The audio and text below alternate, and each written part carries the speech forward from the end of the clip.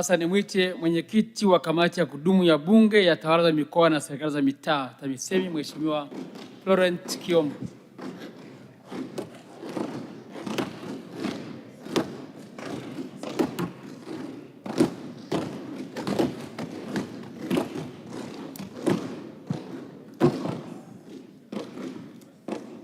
Mheshimiwa Naibu Spika, naomba kuwasilisha taarifa ya kamati ya kudumu ya Bunge ya Tawala za Mikoa na Serikali za Mitaa kuhusu utekelezaji wa majukumu ya bajeti ya Ofisi ya Waziri Mkuu, Tawala za Mikoa na Serikali za Mitaa kwa mwaka wa fedha 2025/26 pamoja na maoni ya kamati kuhusu makadirio ya mapato na matumizi ya ofisi hiyo kwa mwaka wa fedha 2026/27. Mheshimiwa Naibu Spika, kabla sijaendelea, ninaomba taarifa yangu hii iingie kwenye kumbukumbu za taarifa rasmi za Bunge kama ilivyowasilishwa mezani. Mheshimiwa Naibu Spika, kwa mujibu wa kanuni ya 121 fasili ndogo ya 9 ya kanuni za Bunge 2025, ninatoa shukrani kwa Mheshimiwa Spika na kwako kwa kunipa wasaa niwasilishe mbele ya Bunge lako tukufu taarifa ya kamati ya kudumu ya Bunge ya Tawala za Mikoa na Serikali za Mitaa kuhusu utekelezaji wa majukumu ya Ofisi ya Waziri Mkuu, Tawala za Mikoa na Serikali za Mitaa kwa mwaka wa fedha 2025/26 pamoja na maoni, ushauri na mapendekezo ya kamati kuhusu makadirio ya mapato na matumizi ya wizara hiyo kwa mwaka wa fedha 2026/27. Mheshimiwa Naibu Spika, maeneo muhimu yanayoguswa na kuelezwa kwa kina na taarifa hii ni kama ifuatavyo: maelezo na uchambuzi kuhusu ukaguzi wa miradi ya maendeleo iliyotengewa fedha katika mwaka wa fedha 2025/26, uchambuzi na utekelezaji wa mipango ya bajeti ya uzingatiaji wa maoni ya kamati kwa mwaka wa fedha 2025/26.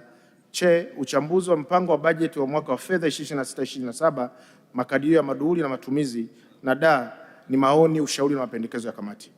Maelezo ya uchambuzi kuhusu ukaguzi wa miradi ya maendeleo iliyotengwa fedha kwa mwaka wa fedha 2025/26. Mheshimiwa Naibu Spika, katika mwaka wa fedha 2025/26, Ofisi ya Waziri Mkuu, Tawala za Mikoa na Serikali za Mitaa iliidhinishiwa na Bunge jumla ya shilingi trilioni 1 bilioni 791 milioni 592 207,143 na senti 72 kwa ajili ya utekelezaji wa miradi ya maendeleo. Mheshimiwa Naibu Spika, kwa kuzingatia kanuni ya 120 fasili ndogo ya kwanza ya kanuni za kudumu za Bunge 2025, kamati ilitembelea na kukagua baadhi ya miradi hiyo ya maendeleo iliyotekelezwa na ofisi hii katika mwaka wa fedha 2025/26. Miradi iliyotembelewa ni miradi ya elimu, afya, stendi za mabasi, masoko pamoja na barabara zinazosimamiwa na Wakala wa Barabara za Vijijini na Mijini TARURA, na uchambuzi wa kina pamoja na maoni mahususi kuhusiana na taarifa hiyo ya miradi inapatikana katika taarifa za kamati iliyowasilishwa mezani. Mheshimiwa Naibu Spika, aidha kamati inatoa maoni ya jumla kuhusu ukaguzi wa miradi hiyo kama ifuatavyo: utekelezaji wa miradi katika baadhi ya mikoa. Mheshimiwa Naibu Spika, katika ukaguzi wake kamati imebaini utekelezaji wa miradi unaoridhisha kwa baadhi ya mikoa. Kwa mfano, mkoa wa Morogoro, utekelezaji wa miradi ya barabara ya Muhimbili na stendi ya magari madogo ya Kionda katika mkoa huo, ambayo miradi hiyo inatekelezwa chini ya mradi wa TACTIC, ni ya kuridhisha. Mheshimiwa Naibu Spika, kamati pia imebaini kuwa ujenzi wa miradi ya shule katika mkoa wa Arusha imekuwa na mahitaji kadha wa kadha, kama vile ukosefu wa maji katika shule ya sekondari ya wasichana ya Rongido Samia, ukosefu wa uzio katika shule ya wasichana ya Rongido Samia, shule ya awali ya msingi ya Lowassa pamoja na shule ya sekondari ya Migungani 1, na shule hizi zimepakana na mbuga za wanyama, hivyo wanyama wanachunga katika maeneo ya shule na hivyo kuhatarisha maisha ya watoto wetu. Na Mheshimiwa Naibu Spika, wakati kamati inatembelea pale, tulikutana na nyumbu na pundamilia wakiwa maeneo ya shule wakichunga majani. Mheshimiwa Naibu Spika, kwa ujumla, baada ya kamati kufanya ukaguzi wa miradi katika maeneo yote, kamati imebaini kuwa utekelezaji wa miradi umewezeshwa kwa kutumia fedha za ndani. Kamati inaipongeza serikali kwa hatua hii. Hii ni dalili njema kwa serikali yetu kuanza kujitegemea katika kutekeleza miradi yake ya msingi, hasa miradi ambayo ni kipaumbele cha juu kwa wananchi wa Tanzania. Mheshimiwa Naibu Spika, hata hivyo, kamati imebaini kuwa miradi inayotekelezwa na halmashauri nchini ina changamoto nyingi kuliko inayotekelezwa na taasisi zilizo chini ya Ofisi ya Waziri Mkuu TAMISEMI. Kamati inadhani kuwa kunaweza kukawa na changamoto ya usimamizi wakati wa utekelezaji wa miradi hiyo kwa ngazi ya halmashauri. Kamati inashauri Ofisi ya Waziri Mkuu TAMISEMI kuimarisha usimamizi katika utekelezaji wa miradi ya halmashauri nchini. Mheshimiwa Naibu Spika, kamati imebaini kuwa katika miradi mingi inayosimamiwa na halmashauri iliyotembelewa na kukaguliwa kumekuwa na changamoto ya usanifu. Kwa mfano, ujenzi wa stendi ya mabasi Mikumi umepangwa kujengwa katika eneo wewevu, lakini pia iko eneo ambalo si rafiki kwa matumizi ya stendi. Kwa hali hiyo, kamati inashauri kuwa miradi yote inayosanifiwa kutekelezwa na halmashauri, kabla ya kuomba bajeti, Wizara ya TAMISEMI itume timu kufanya ukaguzi na kujiridhisha kuhusu usanifu na upembuzi yakinifu uliofanyika kwa ajili ya miradi hiyo. Uchambuzi wa taarifa ya utekelezaji wa mpango wa bajeti na uzingatiaji wa maoni ya kamati kwa mwaka wa fedha 2025/26. Mheshimiwa Naibu Spika, baada ya wizara pamoja na sekretarieti za mikoa kuwasilisha bajeti zao kwa mafungu 28 kuanzia tarehe 19 hadi tarehe 30 Machi 2026, kamati ilipata wasaa kuichambua na kujadili, lakini pia kamati ilitoa maoni, ushauri na mapendekezo mbalimbali kwa lengo la kuboresha utendaji kazi wa wizara kama ifuatavyo. Utekelezaji wa maoni, ushauri na mapendekezo ya kamati ya mwaka 2025/26. Mheshimiwa Naibu Spika, taarifa ya kamati iliyowasilishwa bungeni kuhusu bajeti ya wizara kwa mwaka wa fedha 2025/26, kamati ilitoa maoni, ushauri na mapendekezo 8. Uchambuzi wa kamati umebaini kuwa kwa kiasi kikubwa serikali imetekeleza maoni na ushauri wa kamati. Kamati inaipongeza serikali kwa kufanyia kazi maoni na ushauri huo.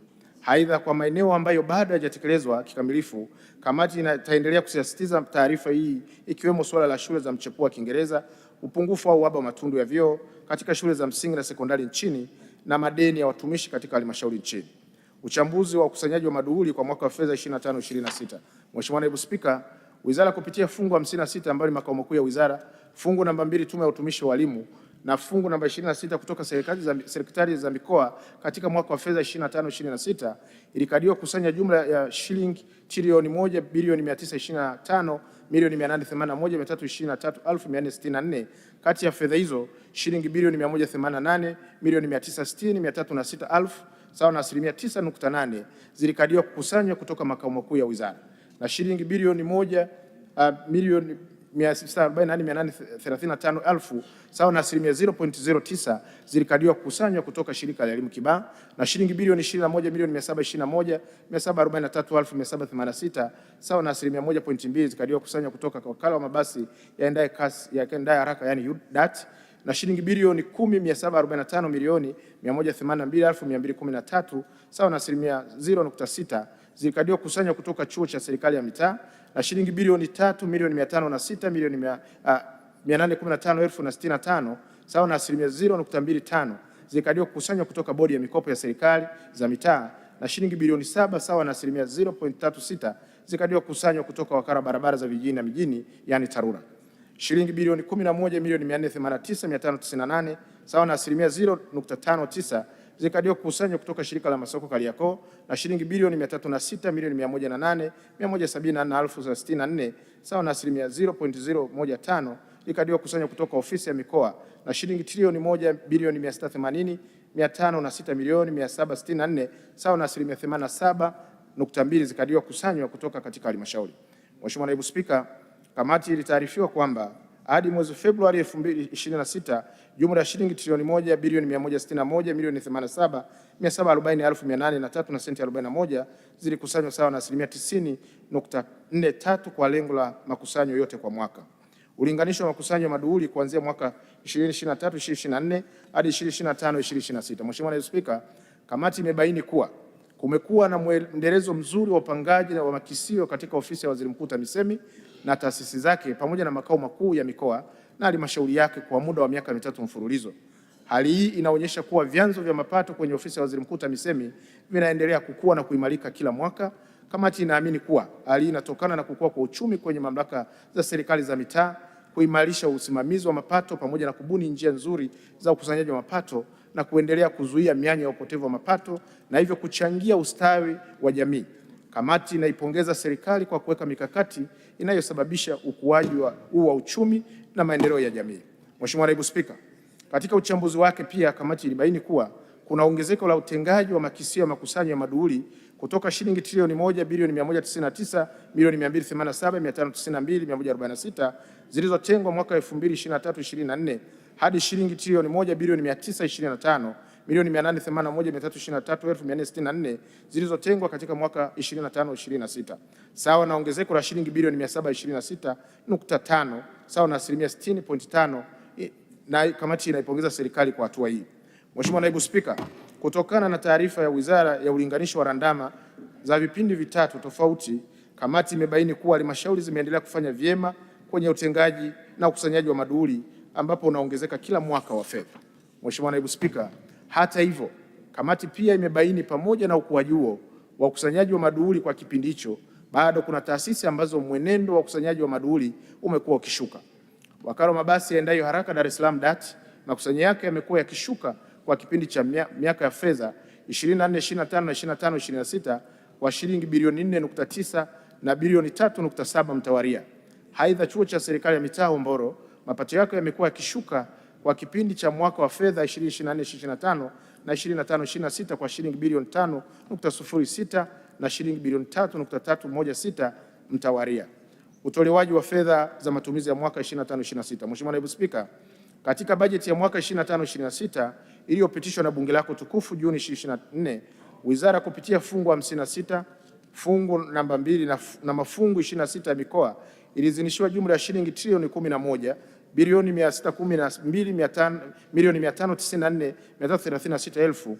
Kati ya fedha hizo shilingi trilioni 7 bilioni 836 milioni 140,708 elfu sawa na 67% ni kwa ajili ya matumizi ya kawaida, na shilingi trilioni 3 bilioni 776 milioni 453,628 elfu sawa na 32.5% ni kwa ajili ya matumizi ya maendeleo.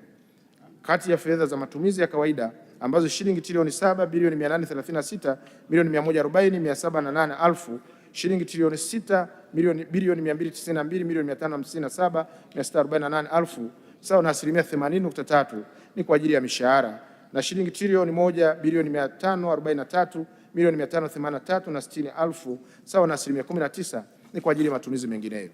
Mheshimiwa Naibu Spika, hadi mwezi Februari 2026 wizara, taasisi zake pamoja na sekretari za mikoa zilipokea jumla ya shilingi trilioni 7 bilioni 293 milioni 3,173,591.86 sawa na 62.8% ya fedha zilizoidhinishwa. Kati ya fedha hizo shilingi trilioni 5 bilioni 501 milioni 410,966,448 na senti 14 sawa na 75.4% ni kwa ajili ya matumizi ya kawaida, na shilingi trilioni 1 bilioni 791 milioni 592,207,143 na senti 72 sawa na 24.2% ni kwa ajili ya matumizi ya maendeleo. Aidha, kati ya shilingi trilioni 1 bilioni 791 milioni 592,207,143 na senti 72 za matumizi ya maendeleo zilipokelewa shilingi trilioni 1 bilioni 597 milioni 47,240 elfu 601 na senti 77 sawa na 89.1% ya fedha za ndani, na shilingi bilioni 194 milioni 544,966,541.75 sawa na 10.9% fedha za nje. Taarifa zaidi inapatikana katika taarifa ya kamati iliyowasilishwa mezani. Mheshimiwa Naibu Spika, kamati imefanya uchambuzi kuhusu mwenendo huu wa upokeaji wa fedha na kubaini mambo kadhaa kama ifuatavyo. Mwenendo wa upokeaji wa fedha za matumizi ya kawaida na za maendeleo. Mheshimiwa Naibu Spika, kamati imebaini kuwa fedha kwa ajili ya miradi ya maendeleo zilipokelewa kwa asilimia 24.6 tu. Aidha, fedha za maendeleo kutoka vyanzo vya ndani zilipokelewa ni asilimia 89.1 ya fedha zote za maendeleo zilizopokelewa. Wakati huo fedha za maendeleo zilizopokelewa kutoka vyanzo vya nje ni asilimia 10.9 tu. Kamati inaipongeza serikali kwa kuhakikisha fedha za miradi kutoka vyanzo vya ndani zinapelekwa kwa kiwango cha juu. Mheshimiwa Naibu Spika, mwenendo huu wa upokeaji wa fedha za maendeleo unaonyesha kuwa utekelezaji wa miradi ya maendeleo katika halmashauri na mikoa yetu nchini ni duni. Hii ni dalili ya kuwa ukuaji wa maendeleo jumuishi kwa wananchi unaanza kurudi nyuma.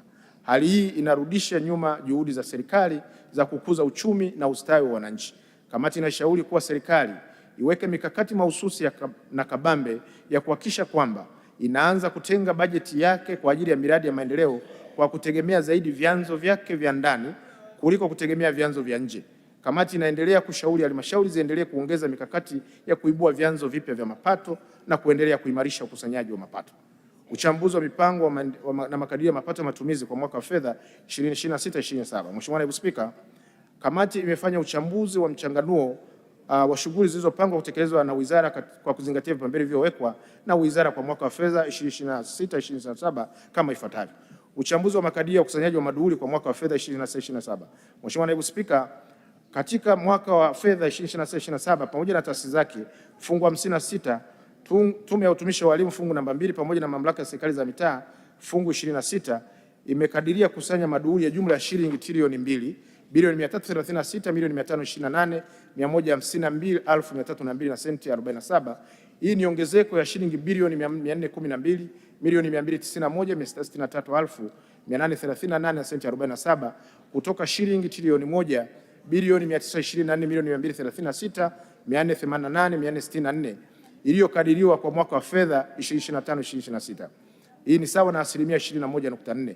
Mheshimiwa Naibu Spika, kielelezo kiko namba 9 kwa taarifa iliyowasilishwa mezani. Kati ya fedha hizo shilingi bilioni 188.9 ni shilingi zimekadiriwa kukusanywa kutoka makao makuu ya wizara na shilingi bilioni 22.9 kutoka wakala wa mabasi yaendayo haraka yani DART, shilingi bilioni 125.1 kutoka kampuni ya mabasi yaendayo haraka Dar es Salaam na shilingi bilioni 11.9 kutoka chuo serikali za mitaa na bilioni 4.2 kutoka bodi ya mikopo za mitaa na shilingi bilioni 5.4 kutoka wakala wa barabara vijijini na mijini TARURA na shilingi bilioni 11.4 kutoka shirika la masoko Kariakoo. Aidha, shilingi milioni 305.05 zinakadiriwa kusanywa kutoka makao makuu ya mikoa na shilingi trilioni 1 bilioni 966 milioni 193,000 ni imekadiriwa kutoka halmashauri. Mheshimiwa Naibu Spika, kwa ujumla makisio ya ukusanyaji wa maduhuli yameongezeka kwa halmashauri, bodi ya mikopo ya serikali za mitaa, chuo cha serikali za mitaa Hombolo pamoja na wakala wa mabasi yaendayo haraka Dar es Salaam DART na kielelezo namba 10 katika taarifa kinaonyesha kamati inapongeza halmashauri pamoja na taasisi za TAMISEMI zilizoongeza makisio ya ukusanyaji wa maduhuli. Uchambuzi wa makadirio ya mapato na matumizi kwa mwaka wa fedha 2026/2027. Mheshimiwa, mpango wa makadirio ya mapato na matumizi kwa ofisi ya Waziri Mkuu TAMISEMI kwa mwaka 26/27. Mheshimiwa Naibu Spika, katika mwaka wa fedha 26/27 ofisi ya Waziri Mkuu TAMISEMI fungu namba 56, tume ya utumishi wa walimu fungu namba 2 na sekretarieti za mikoa fungu namba 26 inaomba kuidhinishwa kiasi cha shilingi trilioni 12 bilioni 268 milioni 472,643,000. Kati ya fedha hizo shilingi trilioni 8 bilioni 542 milioni 154,664,000 sawa na asilimia 69 ni kwa ajili ya matumizi ya kawaida na shilingi trilioni 3 bilioni 726 milioni 317,979,000 sawa na asilimia 31 ni kwa ajili ya matumizi ya maendeleo. Kati ya fedha za matumizi ya kawaida zilizoombwa shilingi trilioni 6 bilioni 844 milioni 897,496,000 sawa na asilimia 80.1 zimetengwa kwa ajili ya mishahara na shilingi trilioni 1 bilioni 697 milioni 257,168 sawa na asilimia 19.86 ni kwa ajili ya matumizi mengineyo. Aidha, kati ya shilingi trilioni 3 bilioni 726 milioni 317,979,000 za miradi ya maendeleo, shilingi bilioni 2 milioni trilioni 2 bilioni 938 milioni 501,239,000 sawa na asilimia 78.8 ni fedha za ndani na shilingi bilioni 787 milioni 816,740,000 sawa na asilimia 21.2 ni fedha za nje. Uwiano wa mpango wa bajeti wa matumizi ya wizara kwa mwaka wa fedha 26/27 na bajeti ya matumizi kwa mwaka wa fedha 25/26. Mheshimiwa Naibu Spika, kamati ilifanya uchambuzi wa kina kulinganisha mpango wa bajeti kwa mwaka 26/27 na bajeti ya wizara kwa 25/26. Nia ni kupima mabadiliko ya matumizi ya mapato katika wizara na kufuatilia utekelezaji wa mpango kama ilivyokusudia.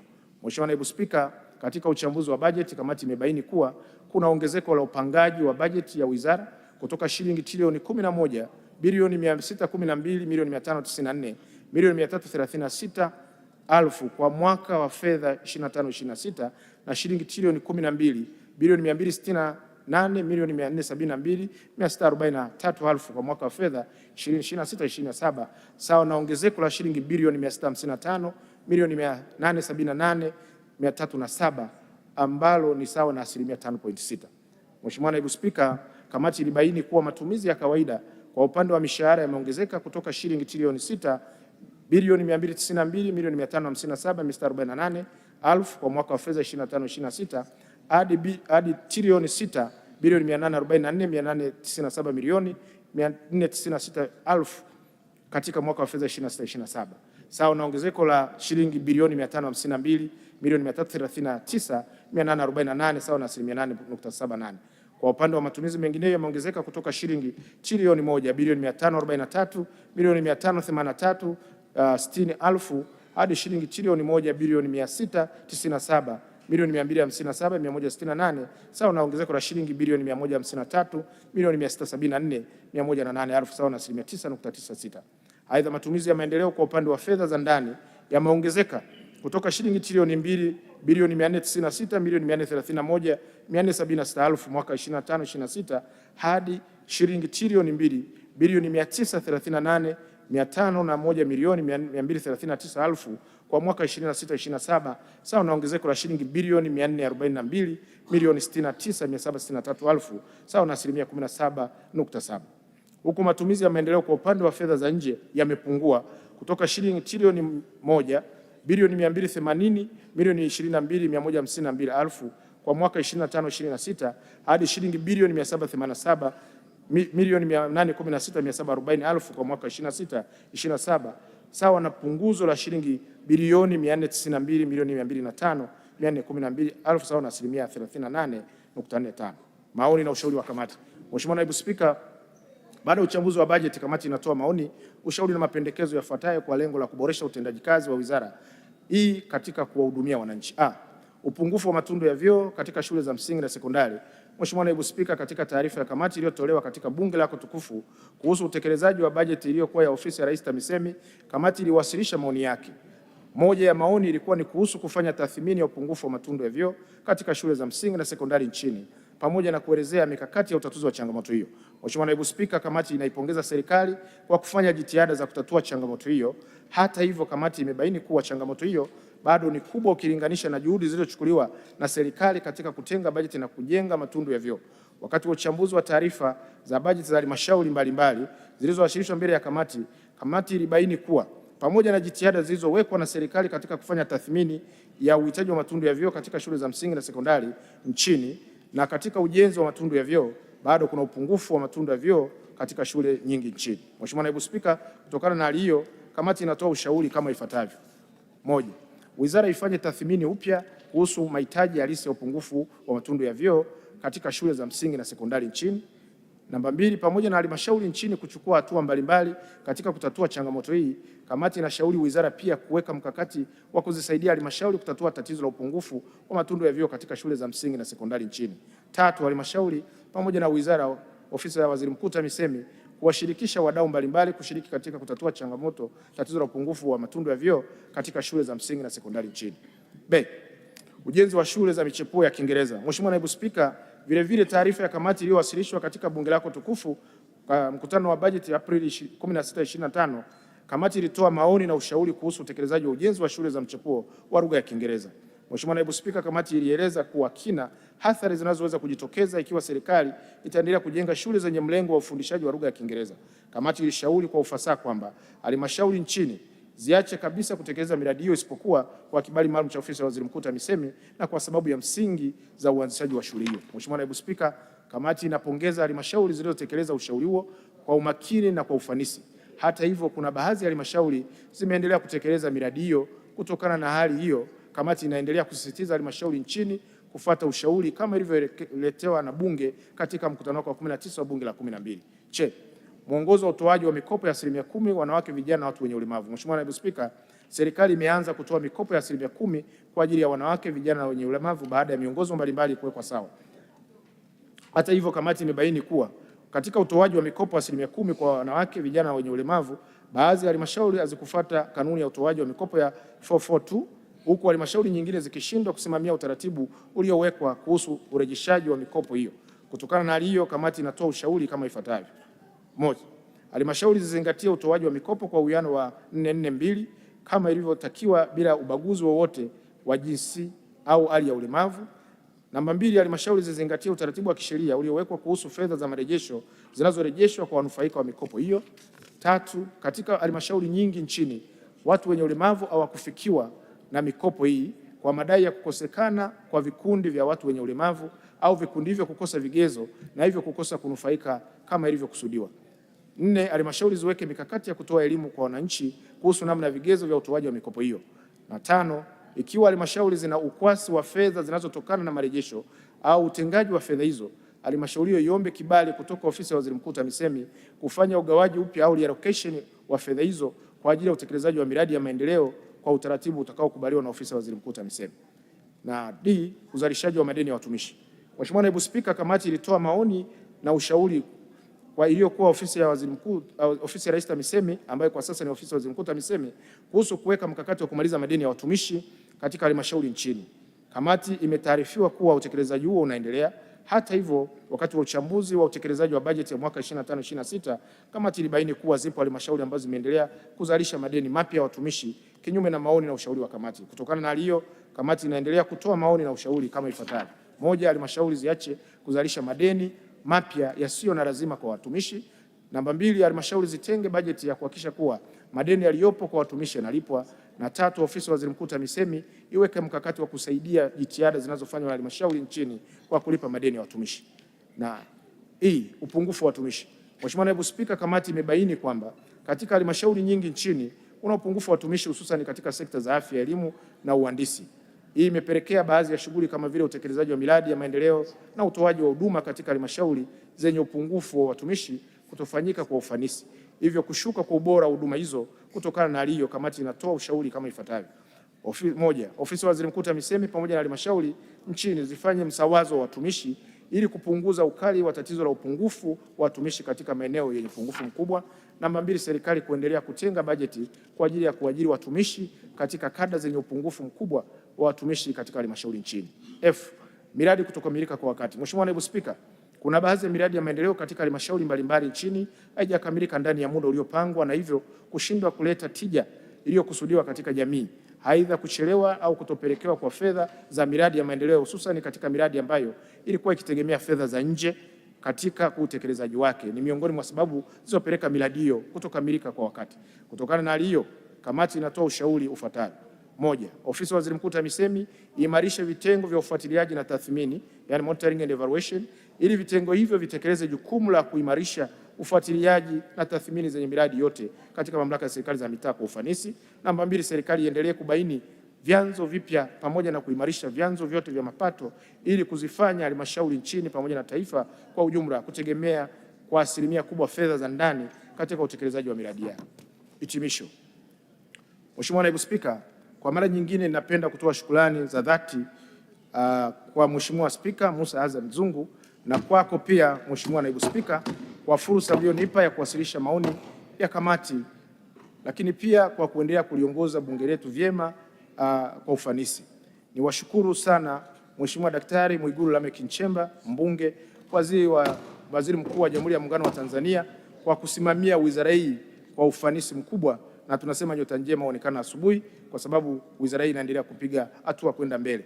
Lakini kwa nafasi ya pekee niwashukuru Mheshimiwa Profesa Riziki Silas Mdoe, mbunge, waziri, ofisi ya Waziri Mkuu, tawala za mikoa na serikali za mitaa; Mheshimiwa Ruben Kwagirwa, naibu waziri, ofisi ya Waziri Mkuu, tawala za mikoa na serikali za mitaa, anayeshughulikia masuala ya elimu; Mheshimiwa Jafari Rajabu Seif, mbunge, naibu waziri, ofisi ya Waziri Mkuu, tawala za mikoa na serikali za mitaa, anayeshughulikia masuala ya afya, kwa ushirikiano waliotupa kamati. Aidha, niwashukuru katibu mkuu wa wizara hii ndugu Adolf Ndunguru, naibu katibu mkuu Profesa Mary Nagu, ndugu Sospita Mtwale, ndugu Engineer Logatus Mativira na naibu katibu mkuu Atupele Mwambene, pamoja na watendaji wote wa wizara na taasisi zake kwa ushirikiano ambao wamekuwa wakiipa kamati tangu tulipoanza kufanya kazi nao na kushiriki vizuri kwenye uchambuzi wa bajeti ya wizara hii. Aidha, Mheshimiwa Naibu Spika, naomba kamati ichukue nafasi hii kuwashukuru wakuu wa mikoa yote 26 Tanzania bara na makatibu tawala wote wa mikoa 26 na wakurugenzi wao wote katika halmashauri 184 pamoja na wakuu wao wa division na vitengo kwa ushirikiano wao mbele ya kamati yetu.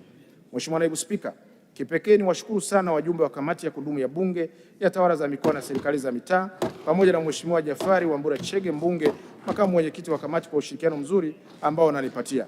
Wajumbe hao ni wachapakazi na wameshiriki kamilifu katika uchambuzi wa bajeti na kuhakikisha wanaoji ili kupata ufafanuzi wa kina.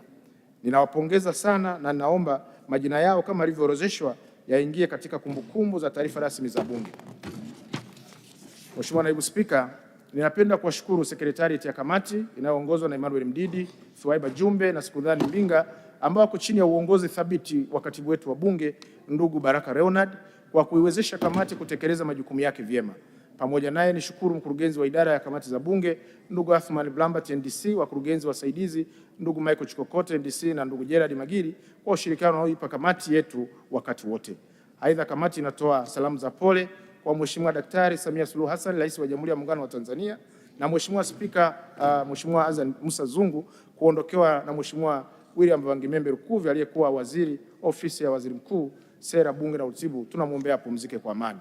Mheshimiwa Naibu Spika, baada ya maelezo hayo, sasa naliomba bunge lako tukufu lipokee, likubali, lijadili na kuidhinisha makadirio ya mapato na matumizi ya Ofisi ya Rais, Tawala za Mikoa na Serikali za Mitaa pamoja na taasisi zilizo chini yake kwa mwaka wa fedha 2026/2027 pamoja na kama ilivyowasilishwa na mtoaji hoja kwa fungu namba 56, fungu namba 2, fungu namba 36, fungu namba 47, fungu namba 54, fungu namba 63, fungu namba 70, fungu namba 71, fungu namba 72, fungu namba 79, fungu namba 74, fungu namba 75, fungu namba 76, fungu namba 77, fungu namba 78, fungu namba 79, fungu namba 80, fungu namba 81, fungu namba 82, fungu namba 83, fungu namba 84, fungu namba 85, fungu namba 86, fungu namba 87, fungu namba 88, fungu namba 89, fungu namba 90 na fungu namba 95. Mheshimiwa Naibu Spika, ninaomba kuwasilisha na naunga mkono hoja. Asante.